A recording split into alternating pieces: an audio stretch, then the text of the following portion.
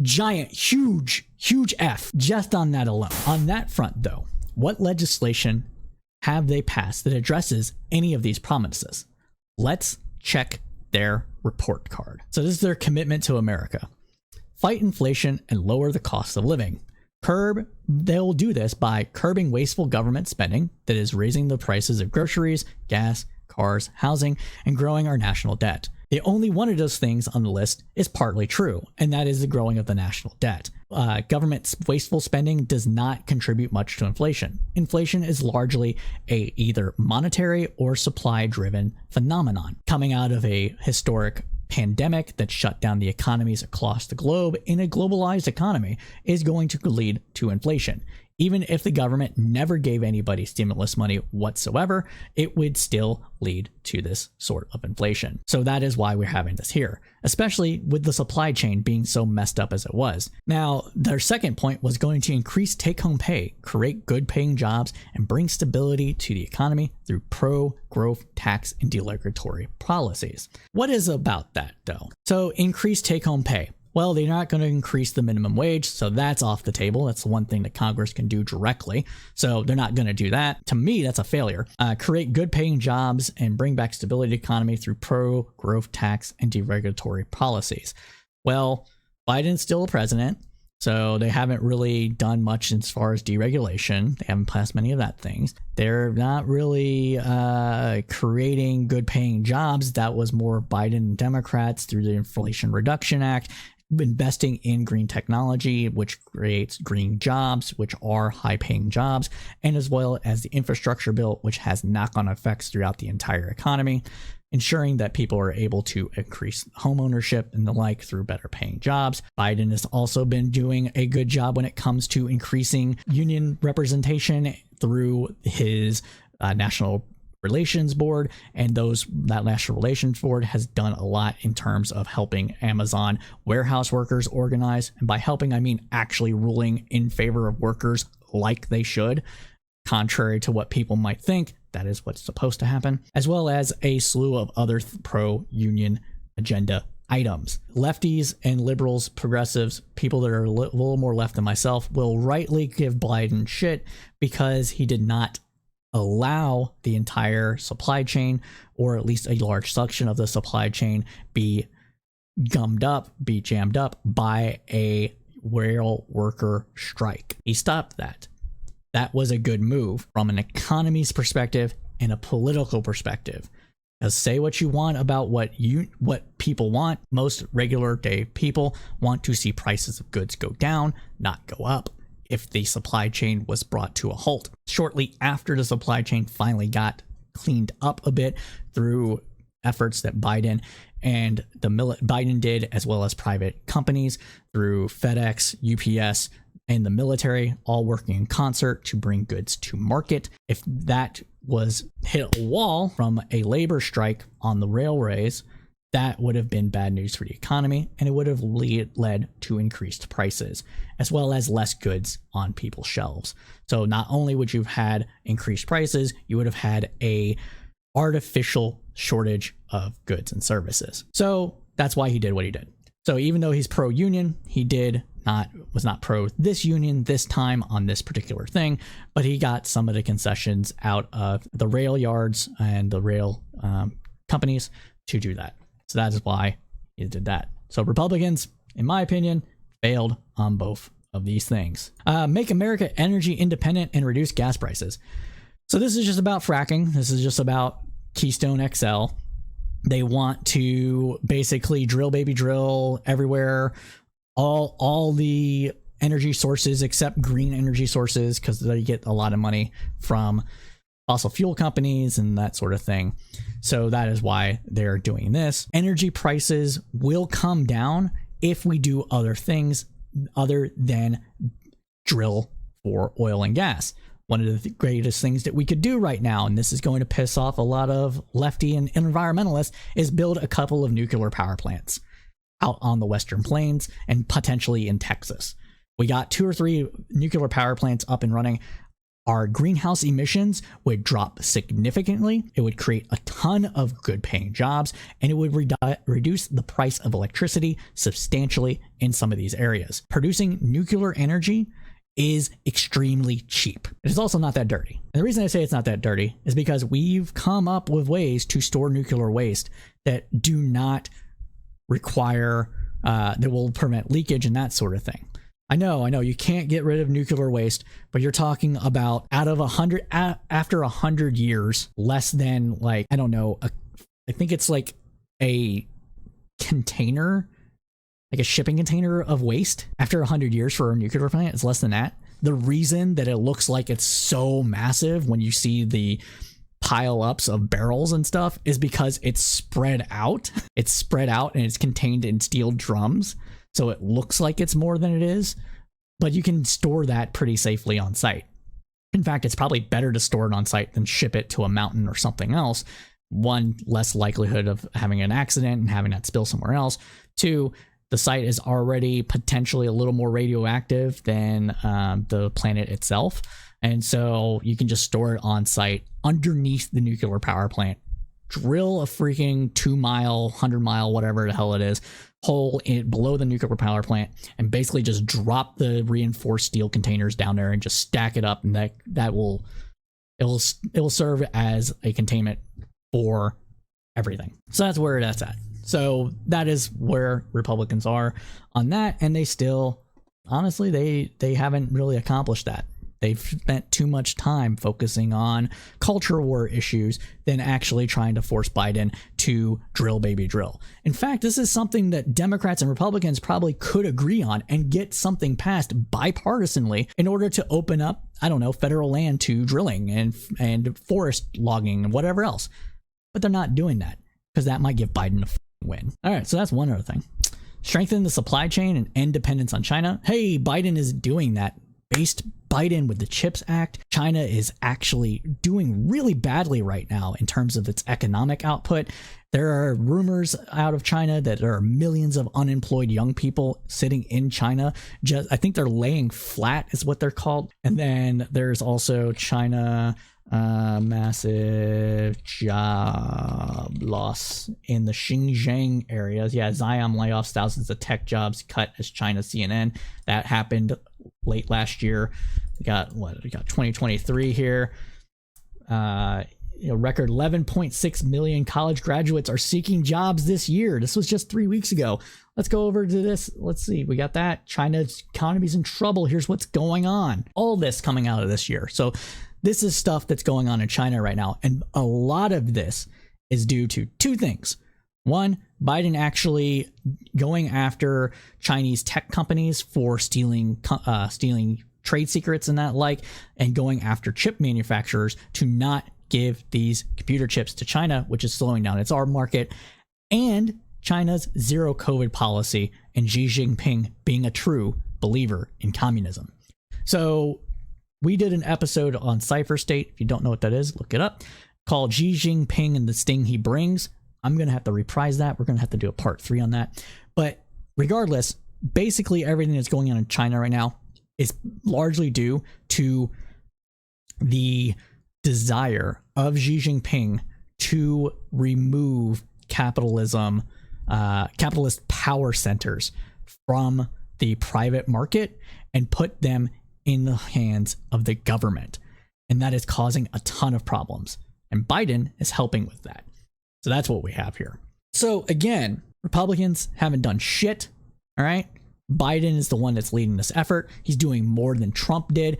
Trump's trade war policy with China was done in such a stupid manner that China actually benefited from it. But this chip acts, these sanctions going after Huawei, etc., are doing damage to the Chinese economy.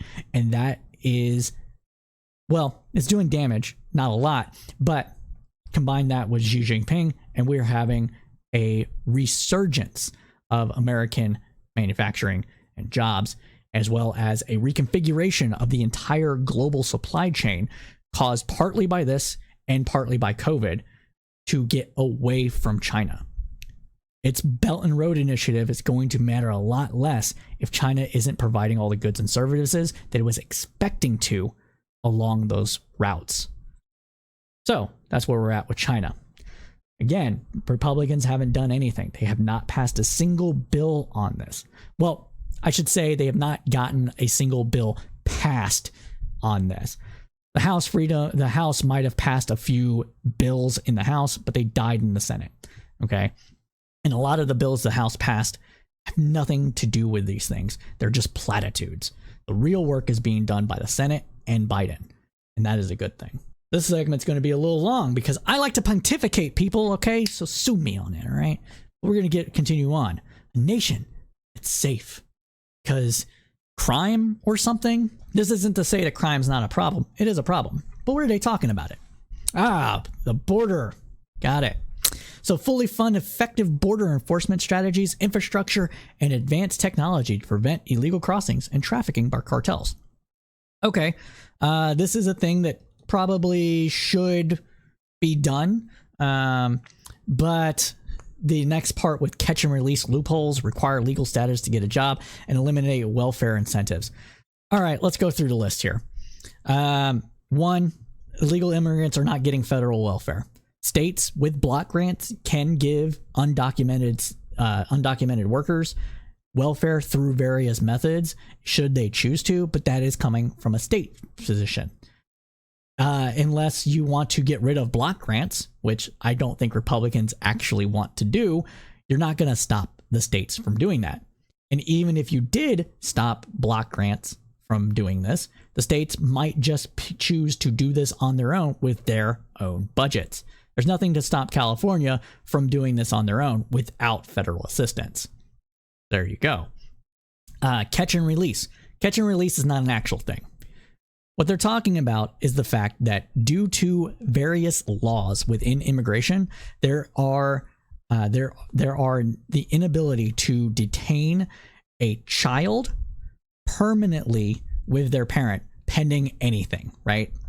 So this is something Obama tried to do. He tried to keep families together within detention facilities, built entire facilities that, some people called cages, some people called, basically dorms, whatever it was bad news, but still he tried to do this. The courts said he could no longer do it. And the reason the court said he could no longer do it is because of the Flores Amendment.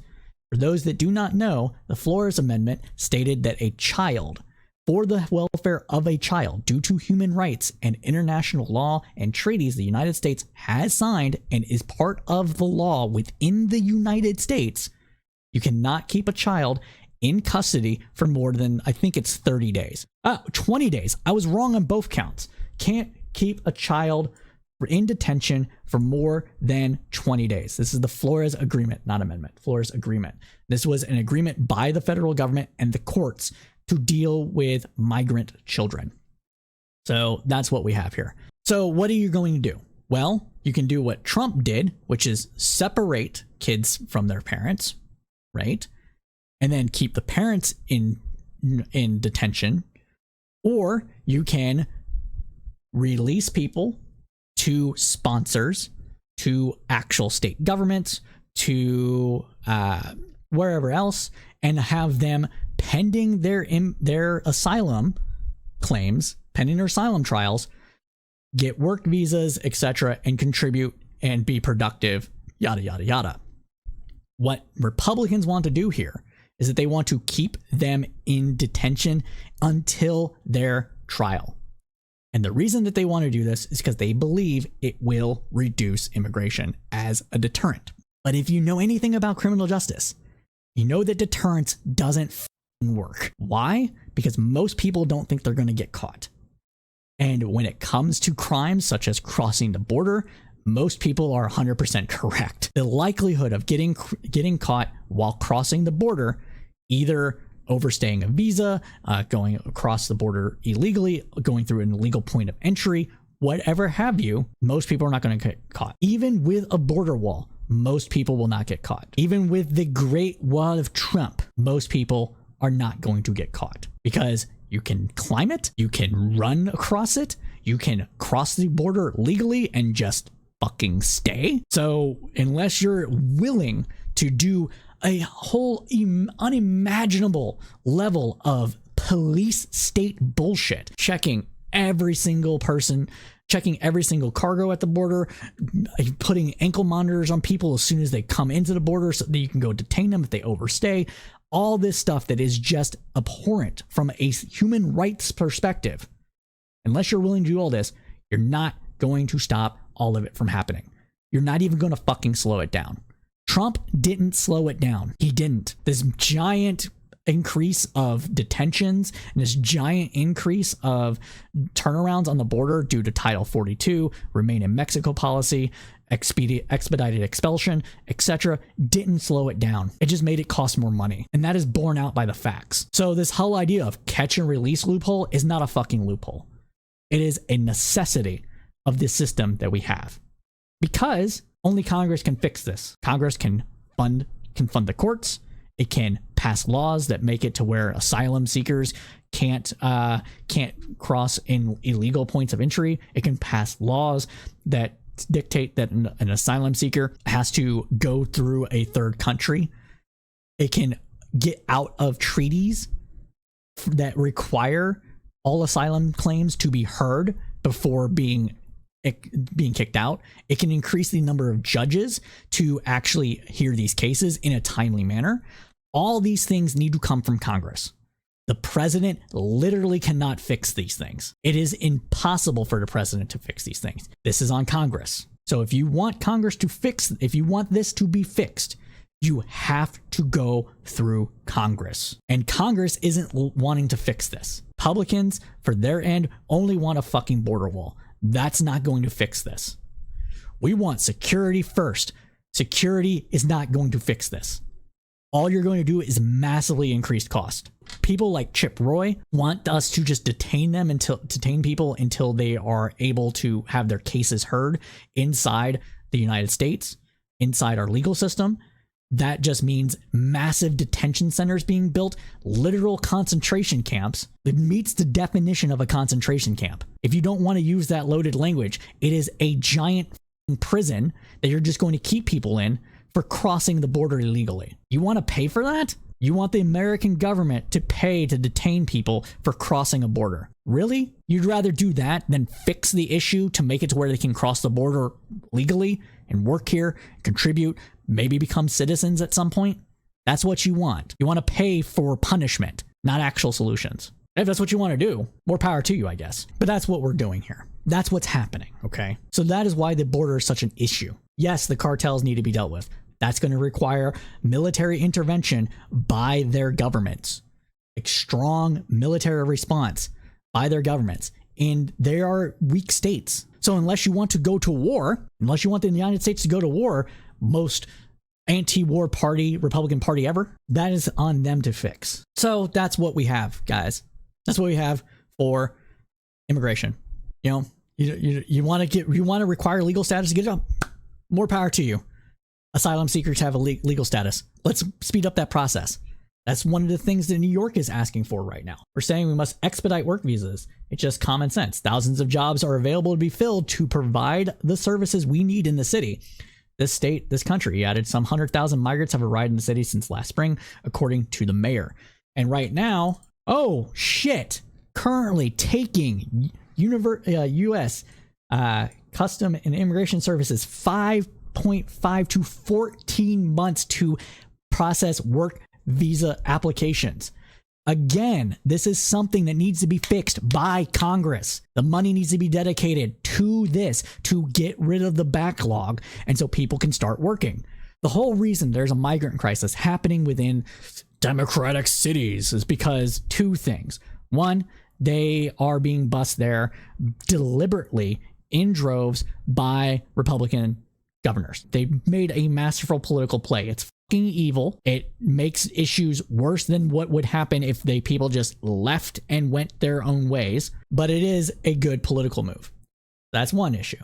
The second issue is because they legally can't work. So if it's going to take 5 months to get a work visa and it's illegal to hire a person without one, then they're not getting jobs. And therefore, they're just sitting there not able to do anything. So that's increasing homelessness and increasing strain on services that cities provide in order to help tackle homeless, jobless, and other stuff. Because these cities do want to help people get a job, find housing, etc. Getting healthcare, what have you. Because they are cities with a little bit of compassion. It's not being done because they're illegal immigrants and we just want to help illegal immigrants. No, it's being done because they're people.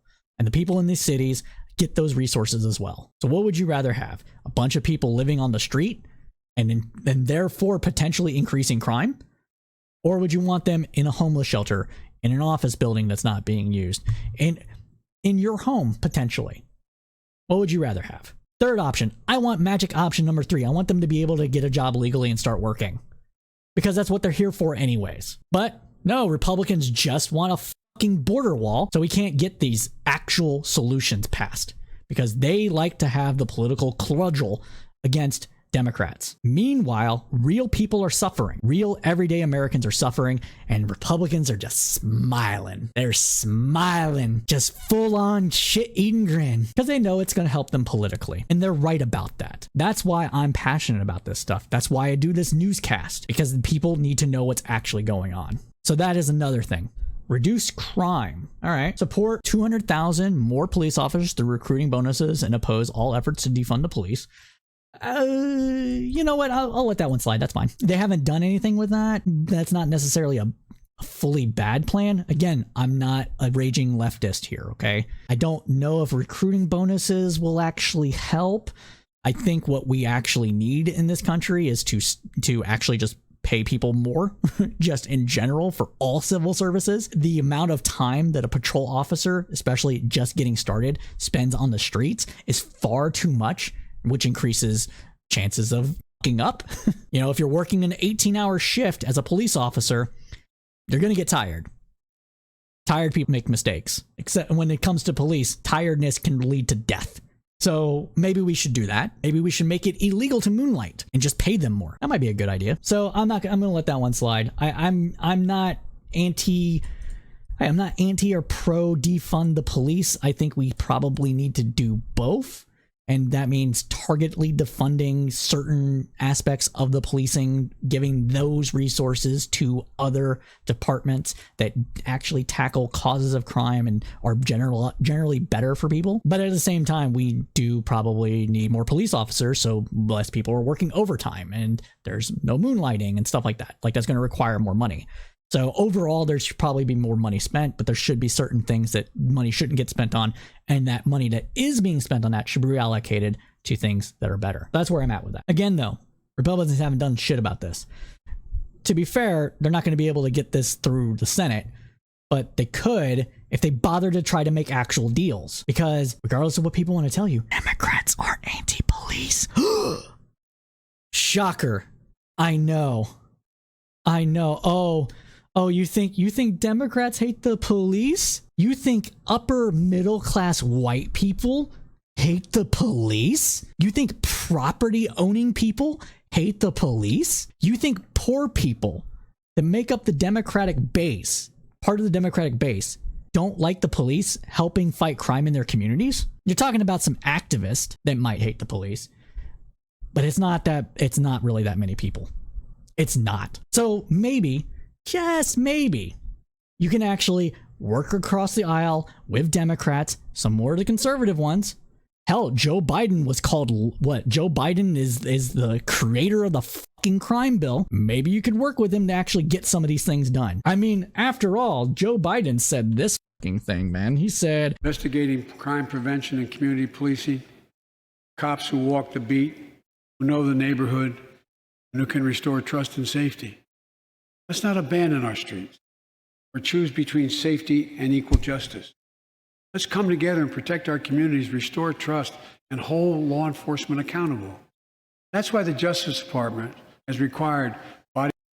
See how I can't with these people, man. But seriously, you think that you can't get that done? You're just not trying. Crack down on prosecutors and district attorneys who refuse to prosecute crimes while permanently criminalizing all forms of illicit fentanyl. Okay, fentanyl is illegal. It's a controlled substance. Unless you're prescribed it, you can't take it. So this is really a state issue here. All this is state issues. The federal government can't really do much than that. Defend America's national security. Support our troops. Invest in an efficient, effective military. Establish a select committee on China. And exercise peace through strength with our allies to counter increasing global threats. Biden is doing all this. And in the meantime, people like Tuberville, why a single senator is blocking U.S. military promotions and what it means for the Pentagon. All over abortion nonsense is actually making our country less safe. So, going back over to the scorecard, big giant fucking F on this one. Giant, huge F just on that alone. Congratulations, Republicans. You fucking played yourself. Eating my whole ass. Look, more culture stuff. Make sure every student can succeed and give parents a voice. Advance the Parents' Rights Bill of Rights, recover lost learning from school closures, and expand parental choice so over 1 million more students can receive the education their parents knows is best. So, what are they talking about here? Defend fairness by ensuring that only women can compete in women's sports. All right, so 2 huge cultural issues here. So what are they talking about with this one? Well, expand parental choice so over 1 million more students can do what their parents think is best.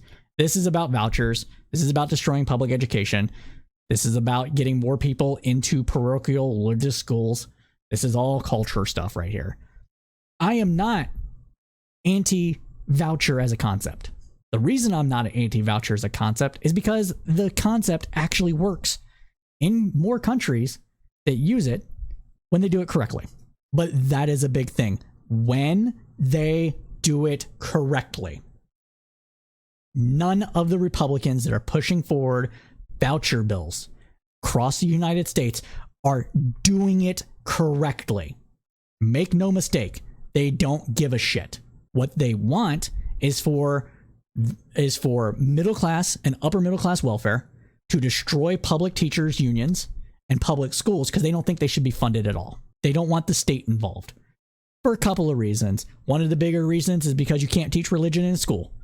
And if the government isn't in charge of the school, then they can't be told they can't pray and lead prayer and force the Pledge of Allegiance and yada, yada, yada, right?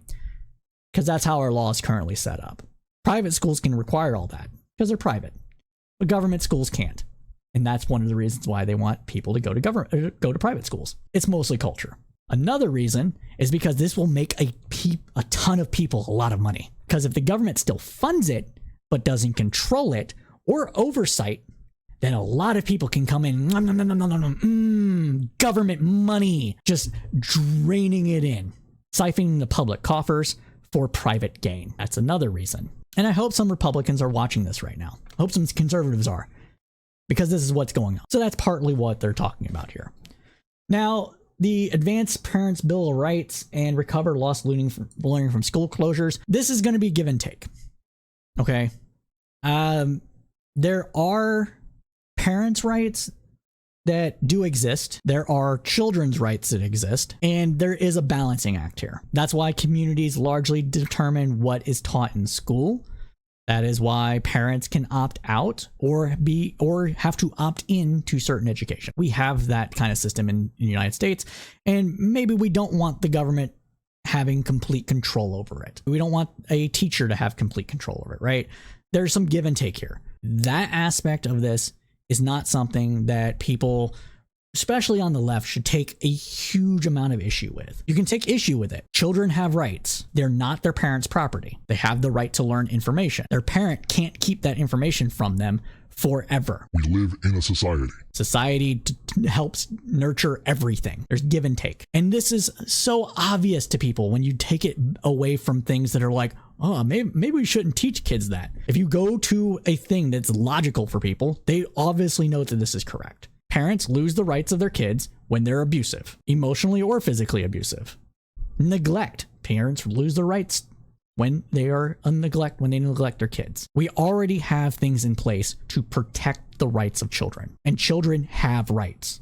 Parents have responsibilities more than they have rights over their child. It's the way it's been forever, throughout a millennia. I mean, way back in the day, somebody else could watch you on the fucking street and be like, hey, kid, you're being a little shit. Snatch you up. And people were cool with that. Not cool with it anymore.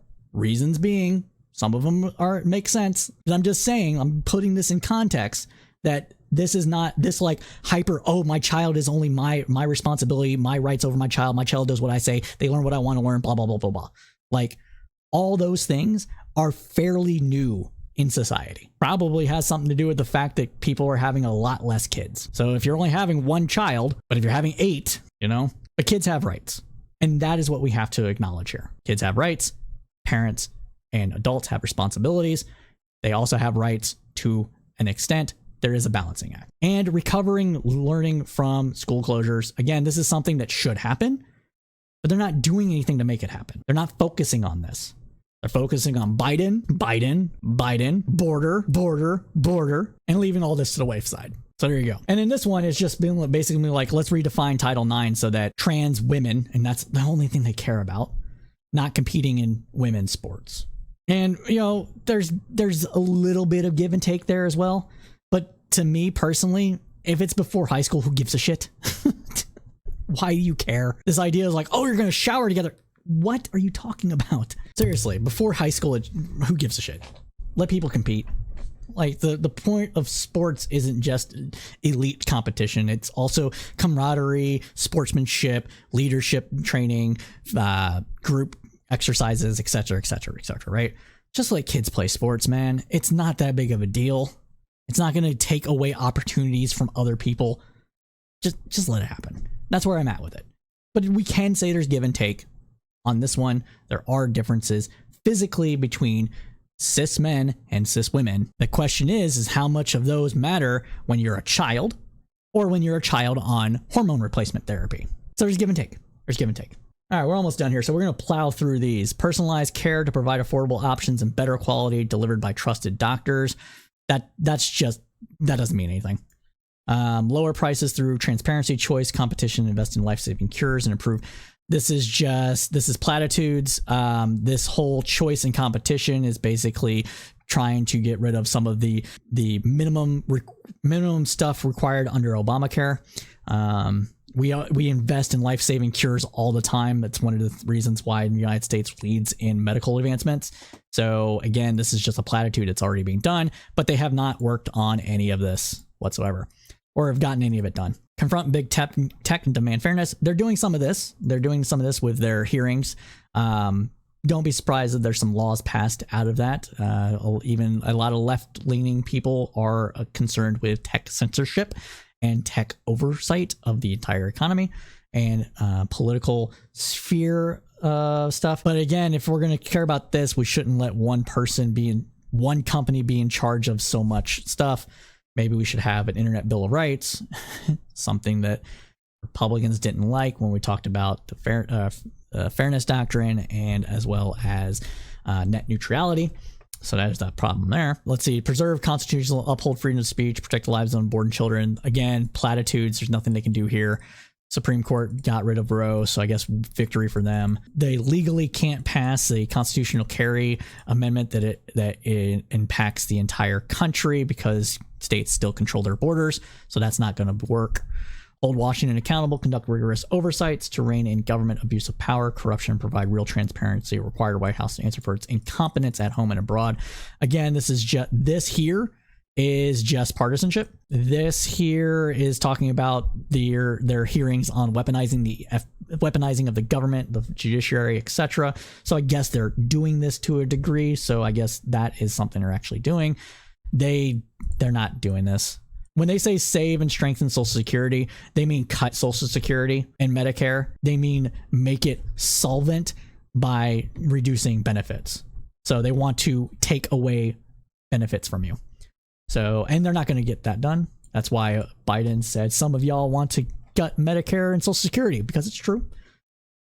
Let's see. And restore the people's voice and special treatment for members of Congress by repealing proxy voting and increase accountability in the election process through voter ID, accurate voter rolls, and observer access.